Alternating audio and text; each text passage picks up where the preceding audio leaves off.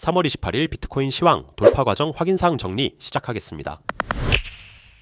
WXY의 복합 조정으로 설명하기에 적절한 2025년 상반기 시장 흐름이긴 합니다만 이해를 쉽게 하기 위해 단순 위와 같은 ABC의 조정파동 형태로 나누어 보았을 때 한 단위 더 큰 2024년과 같은 조정파동의 사이클이 될지는 아직 모르는 일로, 즉 현재까지 내려온 파동 자체가 A가 되는 위와 같은 모양이 나올지에 대해서 아직은 관점만 열어둘 수 있는 상황으로서 우선적으로 현재는 단순한 WXY 조정파동의 한 추세가 끝나가는 중이다. 즉 조금 더 정확하게는 위와 같이 이해할 수 있는 복합 조정의 형태를 메인 기준으로 하고 일봉 상승 다이버전스 이후 현재 주목해야 하는 하락 추세선, 위 추세선을 과연 뚫을 수 있는가, 뚫는다면 어떤 모양을 중점적으로 기대해 볼 수 있는가, 두 가지 물음이 중요 쟁점이 되겠습니다. 과거 차트 사례를 몇 가지 보고 일반론을 우선 이해해 보는 것이 좋습니다. 많은 장면에 대한 복기를 할 수 있겠으나 논리적 사고를 하기 위한 참고자료, 그 결과는 비슷한 관계로 역시 2023년 이후 비교적 최근 모양을 주로 살펴보게 되면 우선 대개 이런 식으로 아주 큰 가격적 변화를 만들지 않고 수평 횡보를 최소 한두 달 이상 하는 경우 위와 같은 직선 무빙이 나오는 경향이 많습니다. 직전 살펴보았던 장면이 위 표기된 부분이고 이후 진행된 상황을 보면 확인되는 대로 직선 무빙 이후 크게 되돌리고 다시 이를 탄력 삼아 지속적으로 상승하게 되는데 2023년 이후 비트코인의 전체 시장 흐름이 그러하듯 간단하게 말해서 중간중간 조정줄 가격대들에서 거의 전부 가격적 조정과 기간적 조정을 만족함으로써 새로운 가격대에서의 신규 매수 흐름이 지속적으로 들어와 현재까지 도달한 상황으로 보아도 무리가 없겠습니다. 당연히 현재까지 이어지는 사이클로 아직까지는 2024년의 모양에 비해 기간보다는 가격적 조정을 조금 더 많이 준 상황으로 확인해 볼 수 있습니다. 살펴보고자 하는 핵심은 상승을 하기 전 시간을 길게 끌던 어떤 유력한 패턴이 있어서 이를 깨고 나면 대개 직선 무빙이 나오는 현상이 되는데 2023년 초반의 경우에는 이러한 지점을 깨면서 10월 이후에는 이러한 지점을 깨면서